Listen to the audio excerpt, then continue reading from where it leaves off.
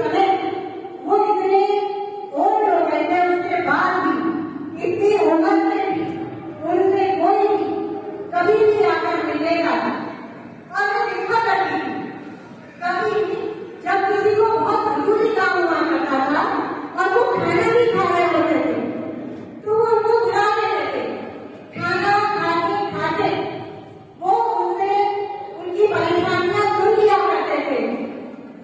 MLA साहब ने अपने सिद्धांतों से, अपने मूल्यों से आप सभी को पता है, कभी कोई समझौता नहीं किया। एमएलए साहब ने कभी भी दिखावा पसंद नहीं किया।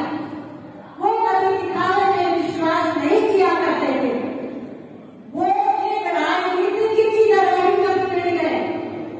वो लोगों के दिलों में उन्होंने एक बाबा, एक